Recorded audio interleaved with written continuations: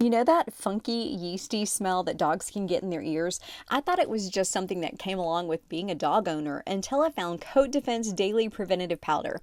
I've been using this product for a long time now on our Golden Retriever Tucker to keep his coat fresh and clean, but recently I started brushing a little in and around his ears, and the difference has been amazing. The smell is gone, his ears are much less irritated, and the powder, it works like a dry shampoo, so it repels dirt, eliminates odor, and now I know it does a whole lot more. There is nothing like this product in stores, so try it out and see for yourself. Visit coatdefense.com and you can get 15% off with the code MOMMA15. That's MOMMA 15.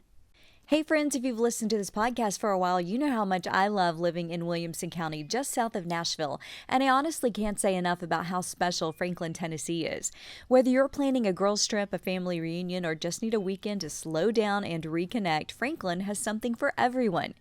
Taking a walk down historic Main Street is like stepping into a postcard with one-of-a-kind local boutiques, art galleries, and some of the best coffee and live music spots around.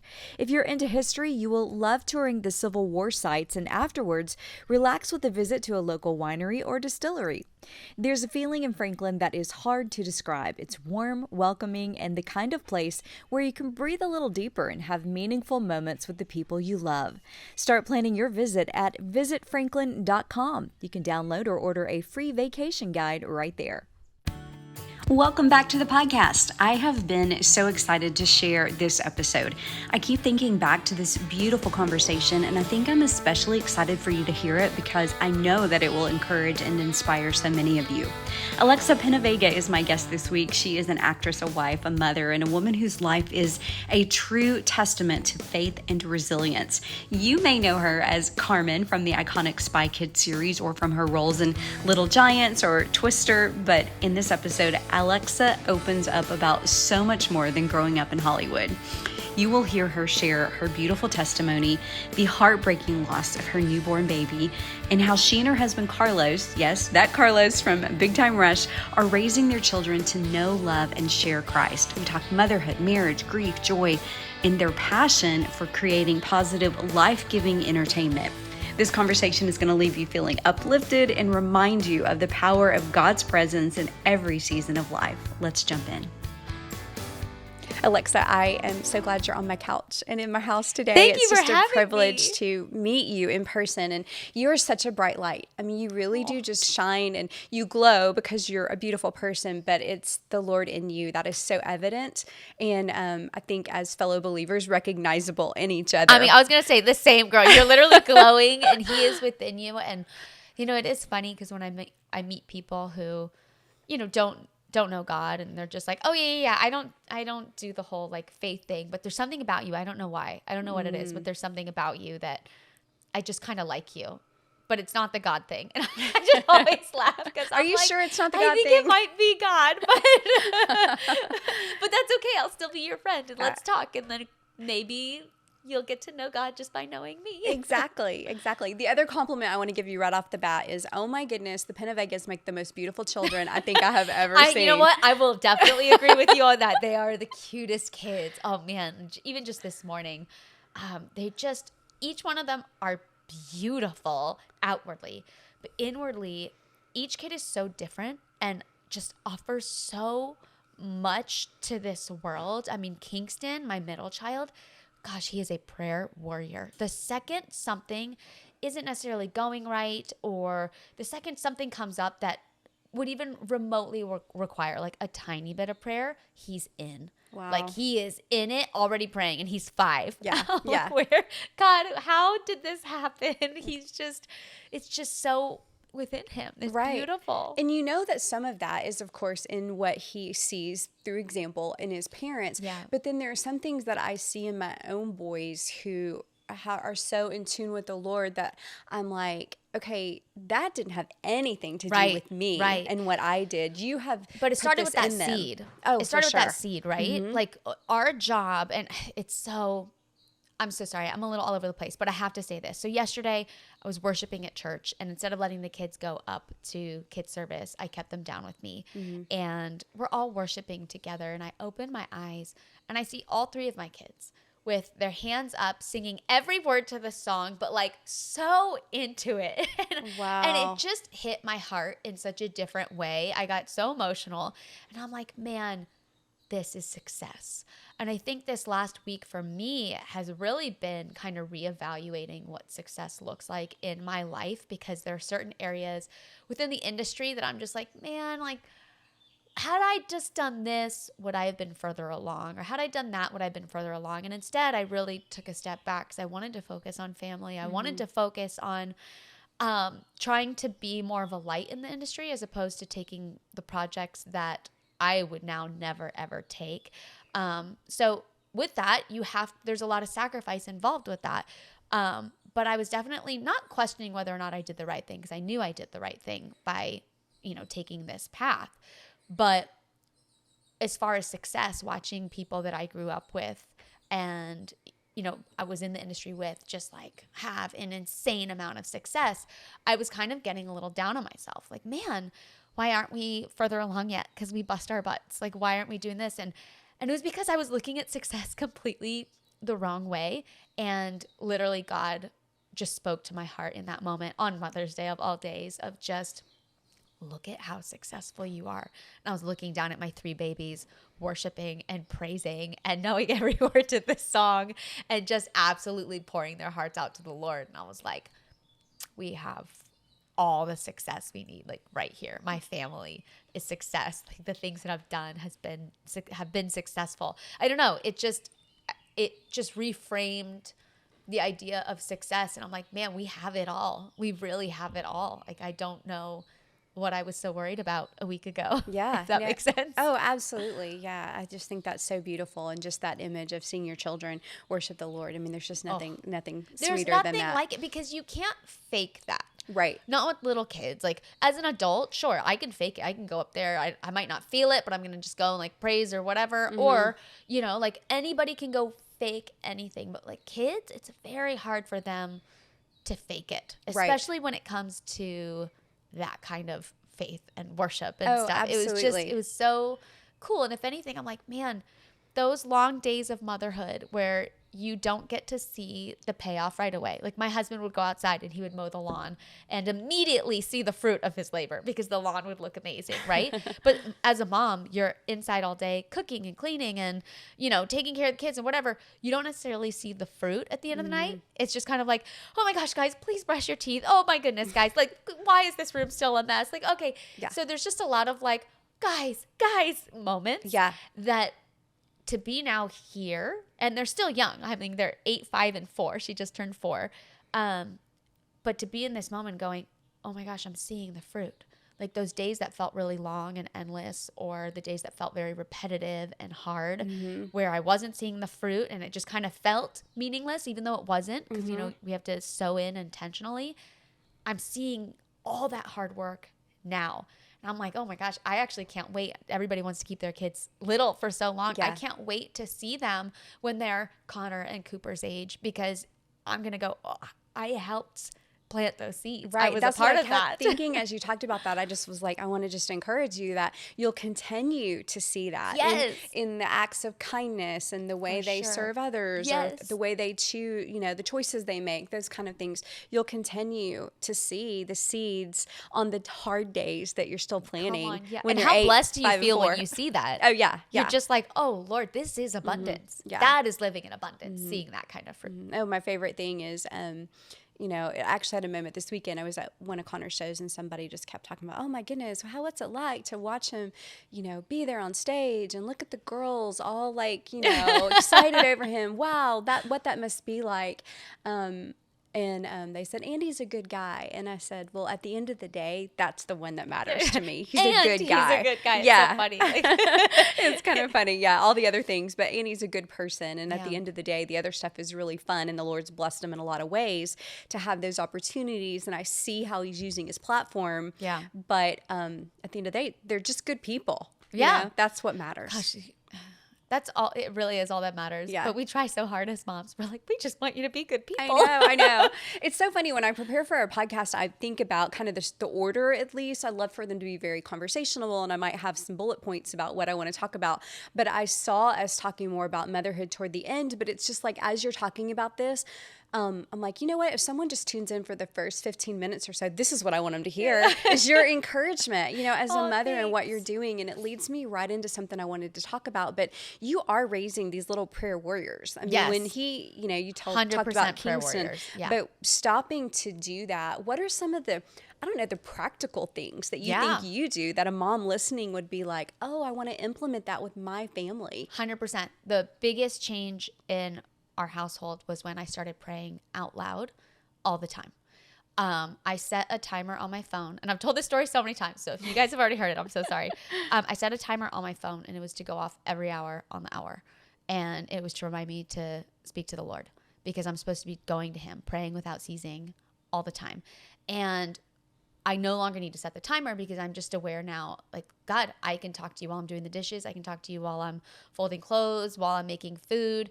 I literally go to him all the time. So that one simple act helped it to become a habit, and to feel very routine to you to stop and do it. 100%, because he's real and he's here and he's accessible all the time. Mm-hmm. But then I took it a step further by doing it out loud. In the beginning, it was just internal, just me kind of to myself. Yeah. But I realized that I wasn't teaching my kids what it actually looked like to follow God, because everything was internal. And also, the Bible tells us that our words carry weight. Our words, our life and death are in the power of our words, right?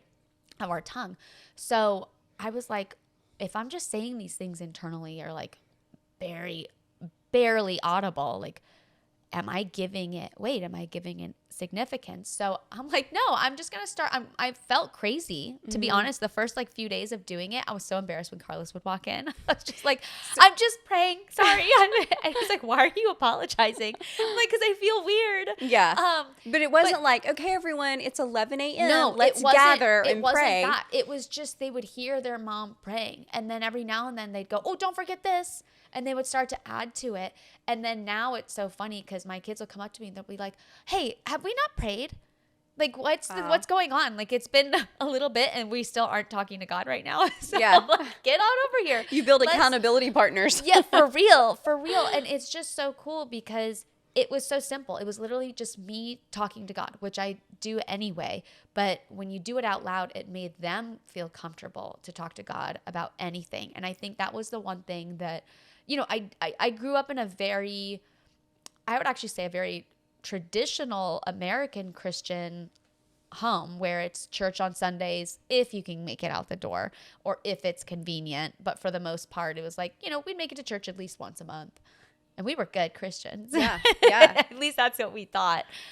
So we didn't know a lot about true prayer life or a true relationship with the Lord. Honestly, I didn't know who Holy Spirit was until I was in my 20s. I knew there was God, Jesus, and then the weird thing that we just don't talk about, having no idea the importance and significance of Holy Spirit. And I didn't want my kids to grow up with that. I'm like, how much further along will they be if they know all these things now? Right.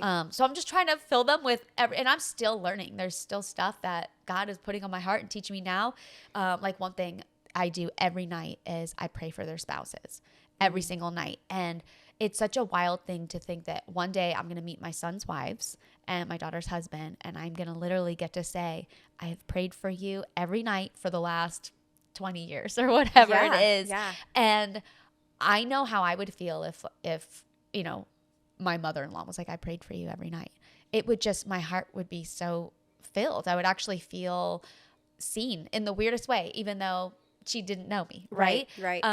So those are the little things that I'm now starting to add into their lives. Yeah. That you're going to get to have that moment of, oh, there you are. Yes, exactly. Yeah. And I just want to protect them as much as I can. And I know prayers are powerful. So why not start now? Oh, absolutely. Yeah. No, that's beautiful. And I love how practical that is. And it's just simple. And you see the fruits of that too. Yes. Because, for example, you told the story about Kingston, but you'll see them go to the Lord in prayer in frustration or joy or, all the different emotions that children have. Kingston's so funny. I mean, he's my feeler. Like he's just so emotionally Really tender. Yeah, yeah.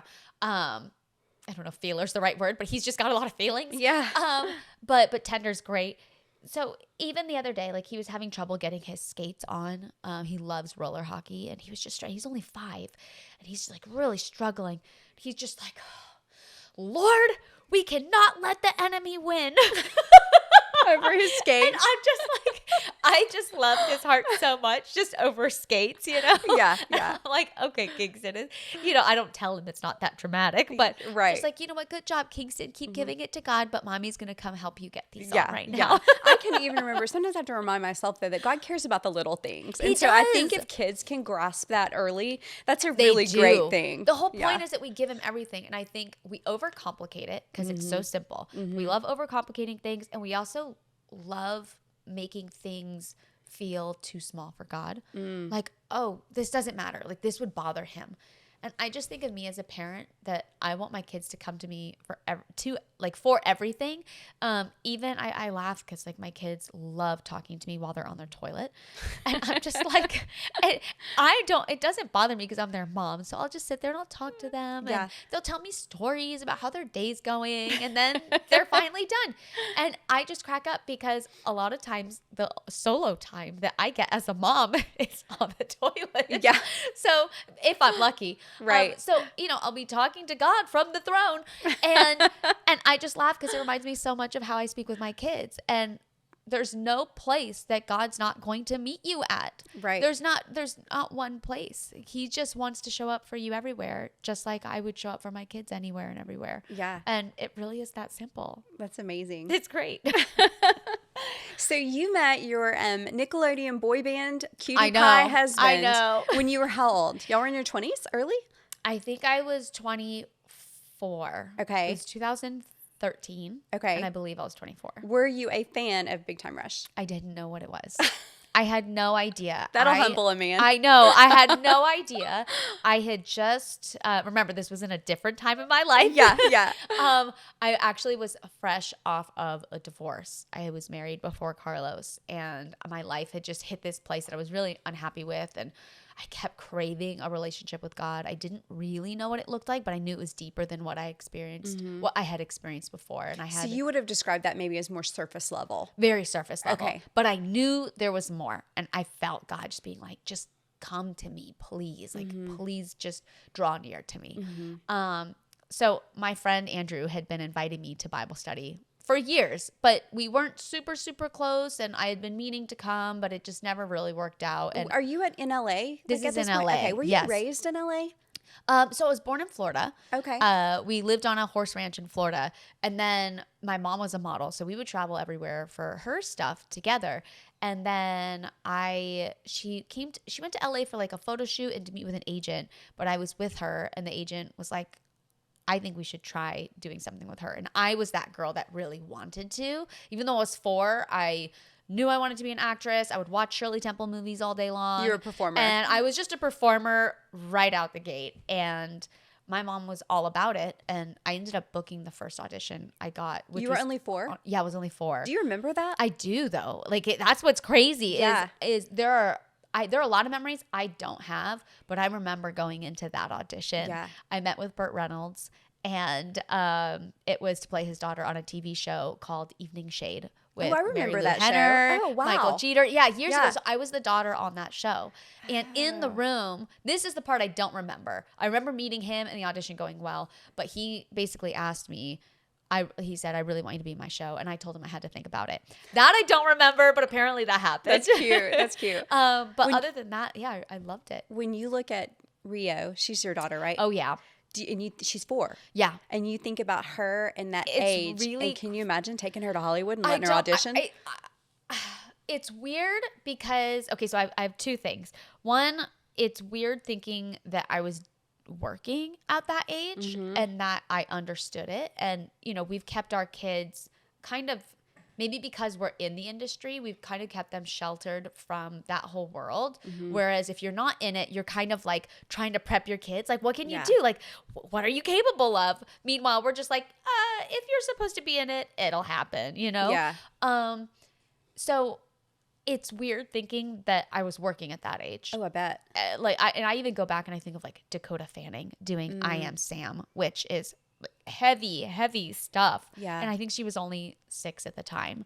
And just my mind is blown at what she was capable of at that age. And I look at my kids and I'm like, I know they're capable of a lot, but I don't know that they could do that, you know? Yeah. But I do see, and they won't be able to help it. Like their parents are performers. It is just so in them. I don't know if that's what they'll end up doing, but my boys did their first audition the other day. Oh, they did? But it was just for a voiceover. But the people out of all the kids, they narrowed it down to Ocean and Kingston and they couldn't pick. So they were like, you guys just pick which one. And we're like, well, we can't pick. Don't make mom and dad do it. So we're going to record both of them. And we said that they get to split the income. And now we're teaching them about tithing off of the income that they're cute. making and paying taxes. So it's a whole homeschool lesson right now. Right. Just happens to be through the world of entertainment. I know, right? Exactly. And then Rio, she'll be a performer. Really? 100%. You just see that in her. 100%. And it doesn't scare you. It doesn't, because we're laying the foundation. And we're also making a way in our industry with our production company, with Carlos and his music. I mean, Connor's doing it.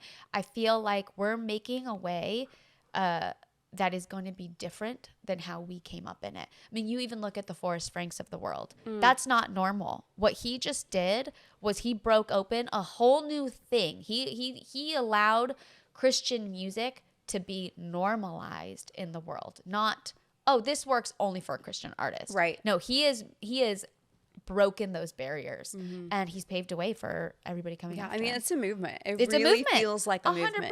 100%. So I really do feel like when you're raising up world changers, because I have a lot of people asking me like, well, why would you ever want more kids in the world that we're living in today? And I'm like, they need my kids. Are you kidding me? The world needs my kids. And I crack up because the people who have the biggest families are Christian families. Yeah. So I look at what the world will look like in 20 years and I feel like it's going to be beautiful. Oh, yeah. You know, just rays of sunshine, like kids with great foundations who love the Lord, who believe in serving, who believe in helping one another. I mean, I just feel like the values that are being instilled in our kids now, it's exactly what our world is going to need. We're going to be blossoming in 18 years. That is such a beautiful outlook, because I do think that people see the gloom and doom of, oh my goodness, how are we going to, you know, like what world are we giving or leaving to our kids? But that perspective is beautiful. Yeah, I see it the total different way. I just feel like we're planting, it's going to be the most beautiful garden. We're just planting the most incredible seeds right now. Let's be real. Summer skin needs a little extra love, and my simple barefaced routine does the job. Barefaced summer staples are a powerhouse trio that makes my routine so easy and effective.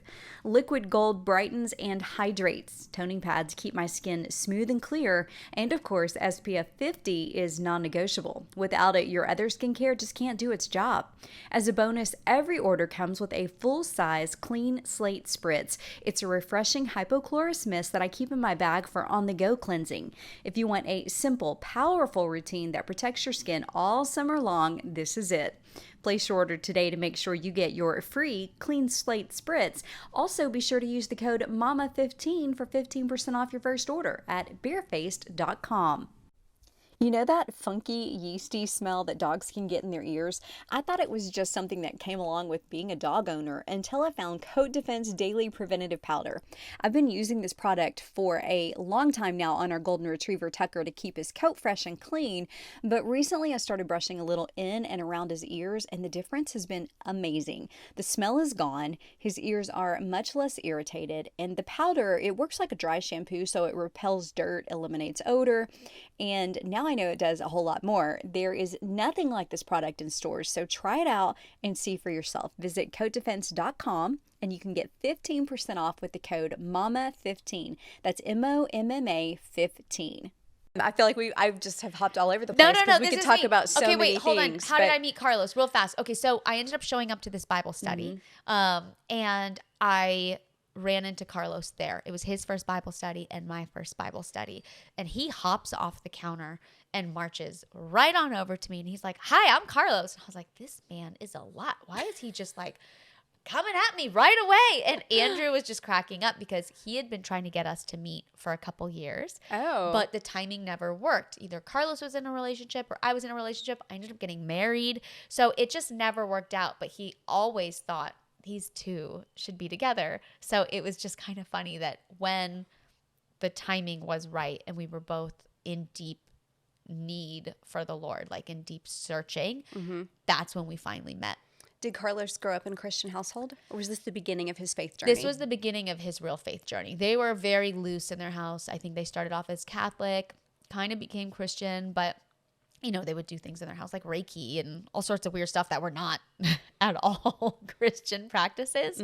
And then, you know, from there, he just developed his own journey with God. But he had to hit rock bottom for him before he found really Jesus. And it was Andrew that brought him to the Lord. Okay, so 4 years old, you get this big gig. You're on Evening Shade. Yeah. You do that series. And then, of course, what you're most recognized or known for from your younger days was landing in the role in the first Spy Kids movie, which went on to be, I'm sure you had no clue that it would ever be 4 full-length movies. No, I don't think any of us, we knew it was special. I mean, I had done a ton of projects leading up to Spy Kids. What up until Spy Kids would you say was kind of that bigger or highlight moment for you?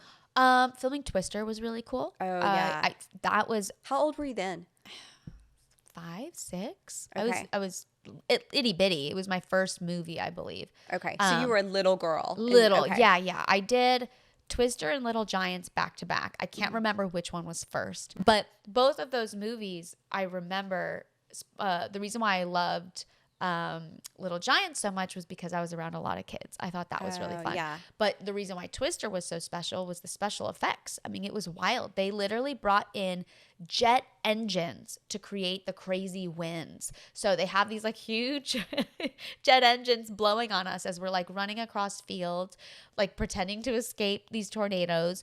At the time, they bought these homes and filled it with like bombs and blew them up. Oh my goodness, that was Like part of the dynamite. special. And now it's all just what they say CGI generated. Yeah, but back then they literally blew these homes up. So I remember my heart just being broken because that house that I filmed in was just beautiful and awesome and great. And I showed up like the next week and I'm like, it's gone. They blew it up. Yeah, oh my goodness. Blew it up. So you probably watched this year's Twisters movie, which Connor had a song in the soundtrack. So we were did he? Oh yeah. He has like way. the big, like the kind of the climax moment in the movie is the entire song of his that he wrote called Still My Thunder. How did I not know this? Yeah, it was so fun for us to get to go and all see it in the gosh. theater and all of that. At this point, you're in LA and you're auditioning and you're getting these really cool roles. Has your whole family moved because of what was happening with you, or your siblings were also getting into acting? Like, how did y'all? How do we work that? Yeah. I have to give my mom a lot of credit. She did something that has stuck with us till this day. The biggest thing that we've noticed in the industry as to why families fall apart or kids start acting crazy or, you know, they go off and they have their kind of wild moments. It really came down to family separation, whether it was the manager taking them to work or the parent taking them to work while the other kids were left at home with like a nanny or something. Somebody was losing being raised up properly in there. And my mom was like, we're not going to do that. We're going to go everywhere together as a family. So it meant that everybody had to sacrifice. All of my siblings, I'm one of 7. Everybody had to sacrifice for me to be able to work. So when there were school dances or when there were field trips or birthday parties or whatever, everyone had to forfeit those things to come to work with me. So I say that because I think a lot of times, you know, it can be easy to be the sob story of like, my parents took everything from me. I didn't have a childhood or whatever. And it's like, no, I loved working. I loved it. Nobody forced me to work. In fact, when I was misbehaving, my mom pulled me out of work and she wouldn't let me work as my punishment because I loved it so much. That's all I knew. And it felt like home. Set was just amazing. But I don't think people, and I know they're like, well, it's a parent, that's their job. Well, I feel like a parent's job is to raise their kids the best that they can.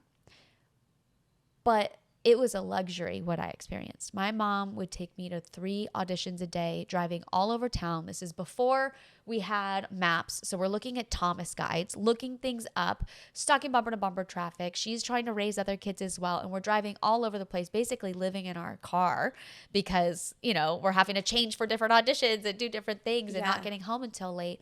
And again, my siblings forfeiting so much that it was such a team effort to get me to here. Now, we all learned so much and we all grew so much and we all benefited from it. It wasn't just like the benefits only mine because I was the one on screen. What was happening behind screen was so much bigger than what was happening on screen. So she did it. I really do feel like she did it right. My mom and I do have our differences. Like, there were years where we just did not speak. We had a really rough relationship. But there were also a lot of things that she just did right that I have to applaud her for, especially in this industry, because she turned down so many different roles for me to do because she was just like, I don't think this is for you. Really? Yeah. Like, I know a lot of people wouldn't think anything of it. And even though our relationship with God was loose, she never wanted me to do anything revolving witchcraft. Because she was just like, I just don't feel like God is going to honor that. And it scares me to kind of jump into any movies that have witchcraft in it. So I was offered Practical Magic, which was a huge movie. It was huge. Yeah. And everybody was really frustrated that I didn't take it.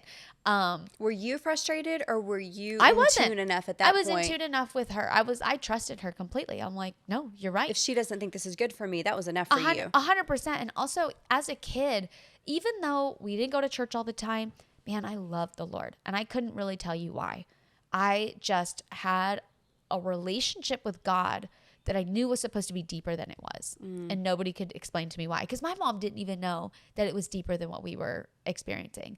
We kind of thought, well, we go to church on Sundays and that's it. But we would feel these tugs, like my mom saying, no, you're not doing Practical Magic.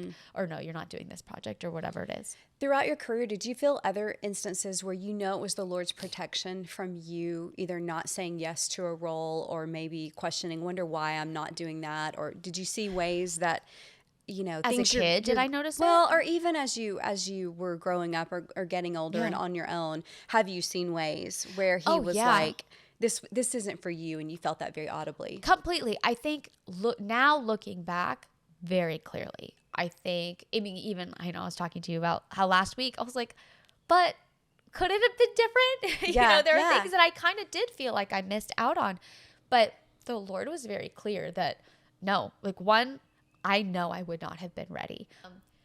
I look back and I grew up at the time when Lindsay Lohan was blowing up, Hilary Duff was blowing up. Do you remember there was a Vanity Fair magazine that was called It's Raining Teens? And it was the only one they've done with like every young tweeny bopper. Do you remember that? I don't remember. It was huge. It did really, really well. And there were only...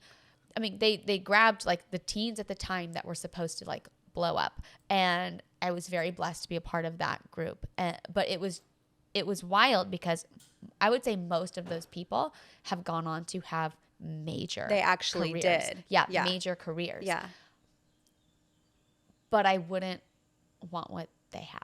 And not putting anybody down. Like I have a love for a ton of those people, and not everybody like went off the rails in that group, you know? But I would not have been ready for any of that. I thought I was. And I was like, I'm a good person. I have a good foundation or whatever. But to have the impact and the love that I have for the Lord now, I don't think I would have been able to find what I have now with God, or even have the husband I have now and the kids that I have now, had I followed that success path and just followed the formula that kind of everybody else followed to get there. I started to. The second I was old enough, I was doing projects that were way more sexualized, way more revealing. And that's just not something I want to be doing. Are there some that you regret doing? Oh, for sure. For sure. I know people say don't have regrets. I have them. I don't live in my regret, but for sure I have regrets that, like, man, I wish I didn't do that. As a mom, do you look at it through a different lens of, man, I really prefer the ocean in Rio and Kingston, not see those photos or that. You know, the good and news not anything. is, I'm not trying to insinuate there's anything out there that's. That's what I was going to say is the good news is I never got in too deep. Yeah. And I really do feel like God protected me early on that, yes, of course, I regret some of those roles, but it was never too deep to where I'm like, oh my gosh. It was just like, okay, I definitely dipped my toe in that water and I got out and we're moving on. Yeah, you know? Which is how we grow from things, right? That's how we grow. But I just wish that I had maybe more, not just wisdom, but like more guidance at the time. Just saying, you don't have to do these things, or why don't we focus here more? And really it just boils down to my relationship with God. It just wasn't solid at the time, and everything changed after that first Bible study. Just so on fire. When you guys were dating, where was he in his entertainment journey? Was he still part of big time? Kind of. Where were they? Touring? What were they doing? So when we first started dating, first of all, you had to Google. Could you Google back then? We could Google. Big Time thank God. Rush. Oh my gosh, I could Google. I still didn't know. Like my siblings, I learned it from my siblings. They were freaking out because they had grown up watching him. But because there's my youngest brother is 15 right now. Oh, so there's a big age gap. Huge age gap. So when we first started dating, he had just started the TV show again. So I'd come visit him on set. And then as soon as they wrapped that first season, he had to go on tour. But I was in the middle of shooting. So I would go back and forth and we would sleep in one of the condo bunks. You've seen condo bunks, right? Yeah. So it's like a little bunk bed. We would both sleep in that same bunk bed. Oh my goodness. Like I squeeze in there. And then we got engaged right at the end of that summer tour, and we got married. Okay, gotcha. All right. It all happened really, really 3 fast. kids later. Yeah. But in the meantime, at some point, you guys just kind of were like, we're ready for some change. And the first step of change meant moving to Hawaii, right? Yeah. Well, that was after we got married. Yes. Yes. So after we got married, we got pregnant. We had ocean in California, and it just really hit us. Like once you have your kid, I'm like, we're not raising our kids out here. And he's like, absolutely not. And he had been talking about Hawaii forever.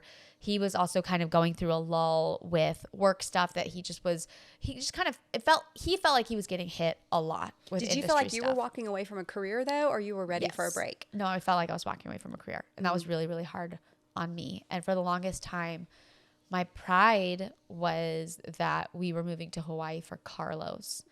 And I would always tell the story that like, Carlos was having a really hard time, so we moved to Hawaii for Carlos. But really, I think God was like, you have made the industry an idol, and we're actually moving to Hawaii for your heart, Alexa. Wow. And while it benefited both of us, because we obviously as a family, we did so much growing there. I mean, we still have our house there.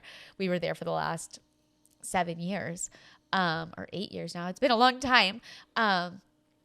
The Lord really did a number because he disconnected me from the industry so much, but it hurt my heart. I mean, think about it. I grew up on set every single day. Your identity was found, at least a portion of it. Yes, I was 4 living on sets essentially. Yeah. Like that's where I feel at home. That's where I feel most creative. That's where I feel most confident and comfortable. Like when I'm on a set, I'm ready to go. Like I just feel, I mean, at this point, I've been in the industry for 32 years. Wow. So I feel well versed in it and very confident in that area. Stepping away from it broke my heart. And then when projects would come up, like there was this TV show that I was basically offered. They were like, hey, we want her to do this. What would it take? And we had just moved to Hawaii and it shot in Atlanta. And that was the hardest thing for me to say no to. I knew it wasn't right, but I think I wanted at least Carlos to be like, baby, it's okay, just take it.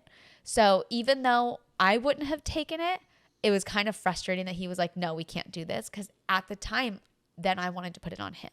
Like, you're the reason I didn't get to do this. But we both grew a lot from that moment.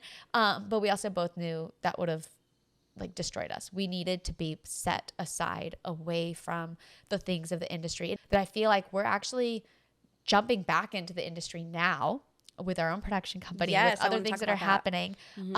But I feel like it's at a time where the industry feels like it's healing and it's coming away from all of that. So I feel like God really protected us over those, I don't know, 7 years or whatever it was, by just allowing us to do these, more TV movies, these family-friendly movies that put food on the table, provided for our family, but also kept us safe from the crappy side of the industry. So while you were in Hawaii, would you go do some projects then? Yes. Like the types of movies you're talking about? Yeah, and I would get to do them with Carlos. Carlos, I think we've done like 11 or 12 movies together now. Well, a lot of those were through Hallmark? Yeah, whether it's Hallmark or Great American Family, we just got to work together a whole lot. Yeah. And the entire family would come. We wouldn't separate. So there were only I would say there were 3 projects since we've had kids that we've actually had to be separate for. Otherwise, we're together as a family. That's amazing. There's a beautiful intentionality that, you and Carlos have just really made sure is It's taken time, though. It didn't happen in the beginning. I think you kind of think, oh, I'm going to be so intentional. But you get tired. Yeah. You get worn out as a mom. You're overstimulated, underslept. What do you say? Like, you don't get enough sleep. Yeah. Like, there's so many things that practically putting it into practice, it's really hard, that intentional time. For sure. That if you go, okay, I'm going to carve out 20 minutes, which seems like nothing. But in the middle of your day, when you have so many things going on, especially if you work from home, especially if you homeschool from home and do all this other stuff. Yeah, we should mention that you also homeschool in the midst of all this, which blows my mind. But God has made a way in all of it. But taking 20 minutes of intentional time outside of all of that to just spend with your kids is actually way harder, way easier said than done. Yeah. Because you think, well, who doesn't have 20 minutes to spend with their kids? It's actually really hard to find. I mean, the easier thing is to hire the babysitter and let them go do that. 100%. I mean, the easier thing is to fold the laundry, do the dishes, and so that you have time to work on your projects or whatever. Right. But I just thought, okay, like in my typical day, I wake up in the morning, I cook them breakfast. I'm talking with them. I'm loving on them. But that's not the 20-minute intentional time that I'm talking about. Yeah. That's just busyness. Yeah. Because I'm not sitting down looking in their eyes. Like I'm cooking. You're just while they're getting through the talking to me. to-dos. Yes. Yeah. I'm getting through the to-dos. Even though we're all together, that's part of my to-dos. Same thing with homeschool. We'll be doing our homeschool. We're all together, but that's part of my to-dos. That 20 minutes is like, we're going to go outside. You want to rollerblade? You want to play hockey, Kingston? Let's go. We're going, okay, Riri, you want to paint your nails? All right, let's go. Ocean, what do you want to do? All right, you want to build something? He's like my little builder. So you want to do a craft. Yeah. So let's go do that. That's what I'm talking about, where like your phone isn't busying you. You're not doing a chore in the middle of talking to your kid. Like really nothing else for 20 minutes. Yep. It's going to be a big game changer. But it is so hard to do when you're like, I could do this. No, it's really hard. Just do it. Yeah. No, for sure. That's really great advice. And before we move on to the production company and what you guys are doing now, which I'm so excited to hear more about, I want to hear about the houseboat. You guys lived on a boat with all 3 kids? Yes. Okay, so again, man, the way God works. So we were on tour. And actually, no, I'm going to take it back. We were in Hawaii. Okay, you're living in Hawaii at the time. Living in Hawaii at the time, full time. And we have been obsessed with sailing YouTube channels. I don't know if you've ever checked them out, but you should. We love them. There are a couple families that we follow. Sailing Zatara. They're this amazing family who, just sold everything, moved onto a boat together, and were there for like the last, 7 or 8 years or something. It's a sailboat? Yes. It's a catamaran. Okay. And then there's another family called La Vagabond. Okay. And they've been sailing as well. They started out as just like 2 people who wanted to sail together, and now they have 2 kids, and we've watched them like grow up, and it's just been so beautiful to watch. So we always knew, and we love sailing. So we used to go sailing a lot together before we had kids. We always knew that we were going to buy a boat. And one day Carlos, in the middle of COVID, was just like, we need a boat. We need a boat to be able to get out of here if we want to. Like, let's just do it. Let's just buy one. So we bought one, and we were fixing it up in Florida. But while we were on tour, the fires ripped through Lahaina. And we went back right the day after the fire happened. We flew in to see if we even had a house, because on all of the maps, it showed that whole area burned. So we go in because we're on like 6 acres, kind of secluded from everything. And sure enough, we had this house. Wow. Everything else was gone. And it was, spiritually, I was so unsettled. So many people had passed, people that we know, tons of friends who lost their homes. It was really horrific. And So we're there for 3 days and I can barely sleep. I am just so shaken. I cannot. And then also the smell of the smoke that it hit me. I'm like, this is all toxins. We're going to get sick. And sure enough, I start getting sick. I never said it out loud, but I just knew it. Like just in my spirit, we can't be here. So we went back, finished tour. But after tour, we're supposed to go right back to Lahaina. And I'm like, we cannot go back. And Carlos is like, what are you talking about? And I'm like, we cannot go back. The people who are staying, they're going to get sick. Like that the stuff that's in the air, we should not be breathing it in. And he was just like, okay, I think you're overthinking it, but I'm going to respect that. So why don't we just go to the boat? So that's how we started living on the boat. Oh, wow. Okay, and so then, that was in the last couple of years yes, then that you started living on the boat. So we loaded up but the kids. kids. But we already had the boat and we would go there for months at a time. But now we're going to be on it. Was it on the shore of Hawaii? In Florida. Oh, it was in Florida. This is in West Palm Beach, Florida. Oh, wow. So we are now on the boat full time and I get pregnant. And we keep trying to fix this boat up. Every time we go to leave the dock, we can do day sails, but things keep breaking on this darn boat to where we get stuck on the dock again. And we can't go there long-term. But you wanted to live on it for a little bit, right? That was the goal? Well, the goal was to go sailing for months at a time and then go back home to Hawaii. Gotcha. But never full time. And let me tell you, full time on a boat with 3 kids and pregnant, not fun. I can't imagine a month on a boat with 3 kids plus being pregnant. That were wonderful. Yeah. Really great moments. But overall, it was really hard because, Ocean was a great swimmer. Kingston was okay. Rio couldn't swim. The current that rips through there. Yeah. It's not all the time, but there are days where the current is pretty bad. Your kid falls in, like they get swooped off super fast. So so there was never a moment of like, oh, I'm just chilling. Yeah. It was always, okay, is there a door open? Are all the hatches closed? Like, you're just never a break. And then I started really having trouble in this last pregnancy. Yeah, you had a rough time. And a really hard. Throughout most of the pregnancy, Throughout right? most of it. But again, I actually feel like that was God preparing my heart for what was to come. And I do believe it was an attack of the enemy because I don't believe God takes little ones from us. And even though it happened, he made a way. But I believe that he was prepping me throughout. Like, had that just been an easy pregnancy, I don't think I would have been as close to God. I still loved God and I was still going to him, but not the way I was going to him because my pregnancy was difficult. Because it was difficult, I was at his feet like every day, right, all the time, speaking with him. And I think that's why we so audibly heard the nudge from the Lord to move to Tennessee out of nowhere, literally out of nowhere. I'm praying. Carlos is praying separately in another room, having no idea kind of about your praying. What's next. Where are we going to raise our family? Where are we going? We weren't praying about that. We were just praying separately, just the way I talk to God all day long, just having this. And I just felt God being like, it's time to move. And at first I was like, you mean my body? Is it for my pregnancy? Or you mean like move? Like we need to move? I wasn't 100% sure. But then I was also like, God, if I tell Carlos that we have to move, he's going to think I'm crazy. He's like, we have a house over here. We're living on a boat. Like, what do you mean we're going to move? I'm like, you're really going to have to speak to his heart. And it was wild because I came out and I was like, babe, I just had a crazy prayer. And he's like, babe, I had a crazy prayer. We have to move. And I'm like, oh my gosh. Wow. Because it was literally God working instantly. So we started speaking about it. We'd never even thought about moving our family to Tennessee.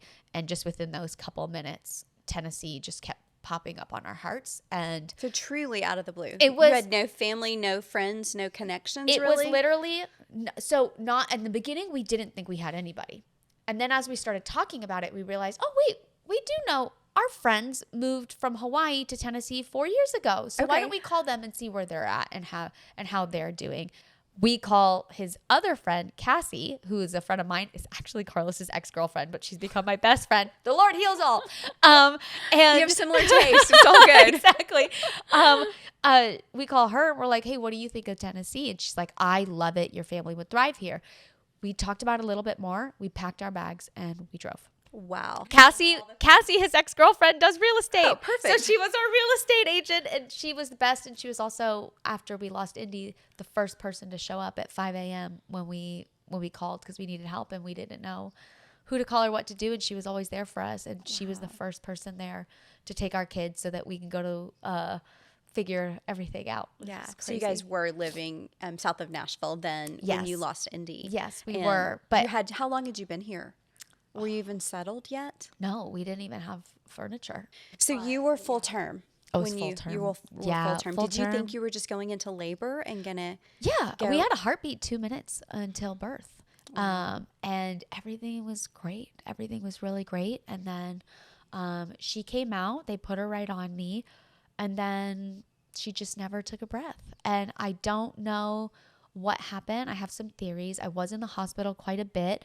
Unfortunately, the hospital misdiagnosed me. So they said I was bleeding for one reason. I was actually bleeding because my body was so infested with E. coli everywhere that my body was starting to shut down. Oh my gracious. Like I couldn't walk from here to the couch or that chair over there. And they basically told me it was because I just was, having a hard pregnancy when really it was my body was just being destroyed. So much more going Yeah, on. yeah. So yeah. that was really hard for me. So I went and I got a whole bunch of extra second and third opinions who validated, the feelings that I was having. And that's how we were even able to figure out that I had E. coli. After you lost the baby. No. This was during before. pregnancy? This was during pregnancy.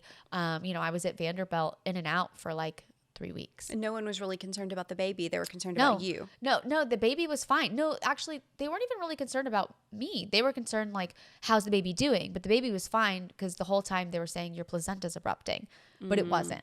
Oh. But I kept asking, and they were the sweetest and faith-filled nurses praying and everything. But I think the hardest part was, if you're not a doctor in there, you kind of have no say. So it was me going, hey, like, how do you know my placenta's erupting? Well, it's just there's no other reason for this bleeding. It's like, okay, well, you're not seeing it on the ultrasound. So why are we not seeing it on the ultrasound? Because it's hidden. Okay, and are you 100% sure like this bleeding is coming from where you're saying it's coming from? Yes, it's coming from when that wasn't the case. And it sucks because I knew, but I didn't have the backup that I needed to be able to like actually say this. I think you guys are misdiagnosing me because even though I internally felt it in my spirit that this was off, and God was like, get out of there, get out of there, get out of there. I had everybody else in my life being like, you need to figure this out. Stay in the hospital. Like you're gonna kill yourself, or you're gonna kill your baby if you're not in this hospital. When really I was like dying in the hospital. Oh my gracious! Wow. I know. Wow. So I just had to listen to God, and God was like, you need to get out. So I did, and I think that was probably the hardest part throughout that whole walk was I had to literally go against my husband. I had to go against Andrew. I had to go against Cassie. All three of them were like, hey, you really need to listen to these doctors. And I am such a people pleaser that I'd be like, yeah, okay. But I really do think had I stayed, I don't think I would be here. Wow. And I know that because I had confirmation from God on that. And I just was, and even Carlos will tell you now, he's like, thank God my wife did not listen to us, because I don't think she would have been here either. What have you and Carlos learned through walking through that valley about the Lord's faithfulness? That your valley can become a mountaintop, and quickly, if you just let God completely take control.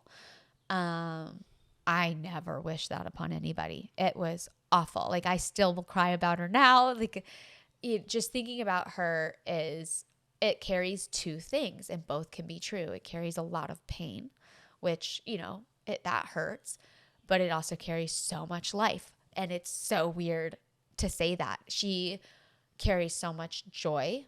I never thought I would experience joy in loss, and yet I have so much joy from her life.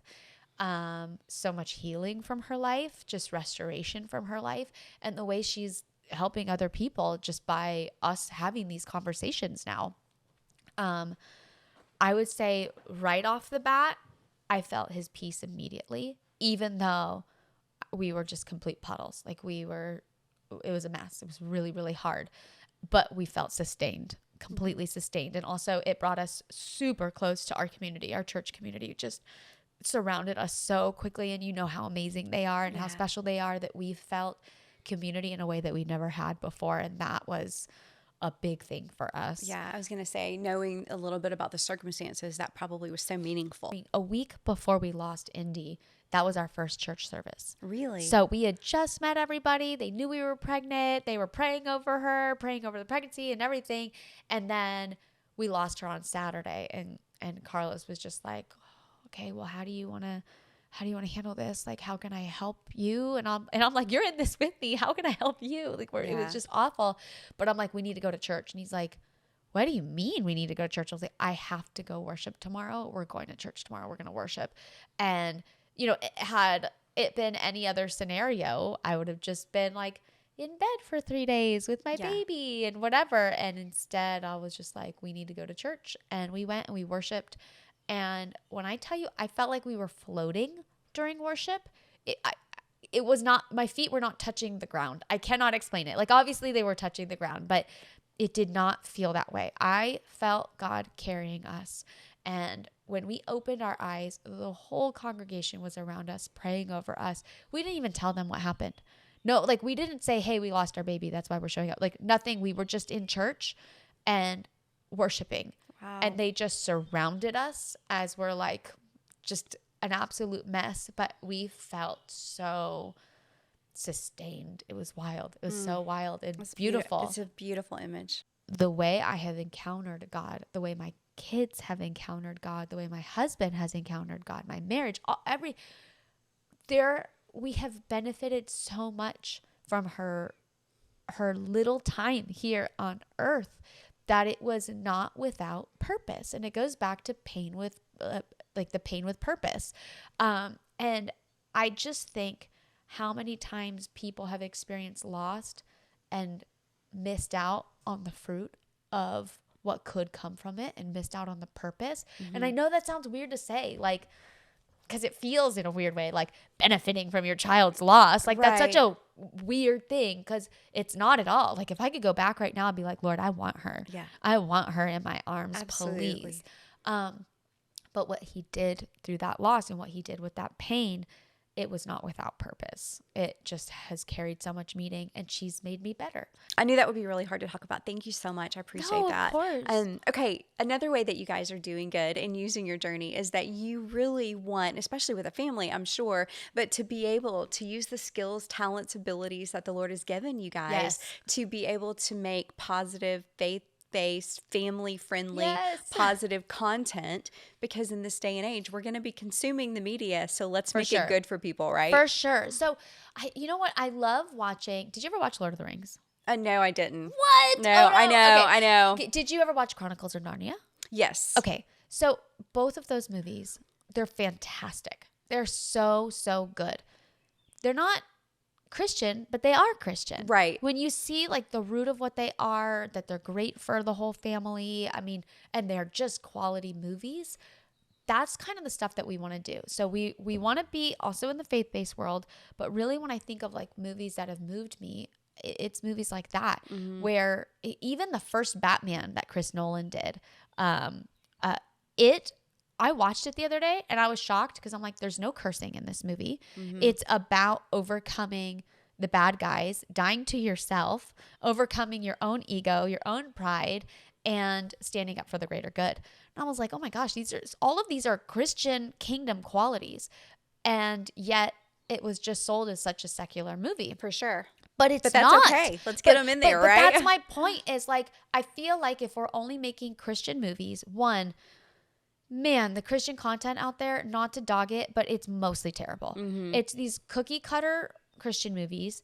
And I feel like we're in this weird place where we're not technically Christian enough for some of the Christians out there, and we are not worldly enough for the worldly people out there. So we do feel like outcasts a lot of the time. And that's okay, because that's the spot that God has us in. Right. Where, look, I'm not going to be making movies where the lady walks in and she's like this, and our Father, where art that, like, I'm not going to be making movies like that, because I actually want to touch the world. And that's not going to touch the world. I'm sorry, it's not. It might appease to a Christian community, but I feel like your kids will not stay on that channel and watch that channel. They're eventually going to go, I want to watch something that's good. Yeah. And most of the time, the stuff that's good compromises your values in some way or another. And I know, because I've fallen into that trap where I try to watch the stuff that's better, but I'm like, it's just so bad. Like, moralistically, it's good, but I would rather watch nothing than watch this junk. It's actual junk, you know? So our goal is to go back and bring back just not even like family friendly, like, because yes, it's family friendly, but you know, Batman, it has like a bunch of fighting, a bunch of like things that, you know, you have to be maybe a little bit more mature to watch. But something you could take your kids to. But it's you're not compromising anything about yourself to go watch this movie. Nor do you want to compromise the quality of getting a good positive message out there. So that's our goal, and that's why we started this production company. Have you been surprised at how much production goes on in this area? Yes, and I am so happy. Making Getting Back for Christmas was the first time I slept in my bed filming a movie in 10 years. Yeah. I mean, it was wild. It was so nice. Yeah. So when I nice. first met Carlos and got to hang out with him a little bit, I told him, I said, you know, my goal, my dream is to be in a holiday movie or something. I've always wanted to be like the reporter. Like, it's going to happen. Yeah. And then when you pulled up, I'm like, do you want to use my house for your Christmas movie? But it's so perfect. Literally this whole little neighborhood. Okay, wait, but hold on. I wish I had known you, like truly known you during our last Christmas movie, because she played a little starlet. We had reporters all over that movie. I know, it would have been loved it. Yeah. Oh. One of these days. It's going to happen. Because Carlos was like, I can make that happen. Well, He's like, we're going to do it. You know, we tried, almost got Connor on that. Oh, you did on that particular movie? Did you know? So we were looking for the guy to play just like the gross boyfriend. Yes, I think he told me but that. But Connor was like so sweet, but we wanted somebody who could sing. And we're like, well, could he do this like bad guy kind of mean thing? And we actually thought he could. But the biggest problem came down to our like a big age gap. Oh, yeah. Was just so like, your son is like how old? 22 years old? 24, yeah. Okay, 24 years old. I'm 36. Yeah. And then this other guy ended up just nailing the role of, you don't trust him. He's just so like, no. slimy. I because he used to be with after oh shoot, what's the name of the band that he was in? Anthem Lights. Anthem Lights. I started to say After the Lights. So you Anthem know, Lights. Yeah, so I know him. Yeah, he nailed the slimy role so well that we're like, that was made for him. That's so fun. Well, I'm excited about all the projects coming Thank up, you. and just for you guys. I'm so glad we got to spend this time together. Thank you for having me. Your testimony is just really special, and I love that where you've landed here in this community and being able to use your gifts and your talents for kids to grow up in this sweet little place and all of that. I don't know what it is, but God is calling a lot of people here. It's so interesting, isn't it? Yeah. And like I don't know what's about to happen. Difference makers. Yeah, real difference makers. Yeah. I just wish the allergies were a little better. No, it's if so God bad. could just work on that. I will say, they say that you have to live in an allergy area like this a couple for about years, right? right? 2 or 3 years before your body kind of adapts to it. But all right. Not that they're going to go away. I'll but suffer through it. I hope that's the case. So thank you so much. I appreciate your time.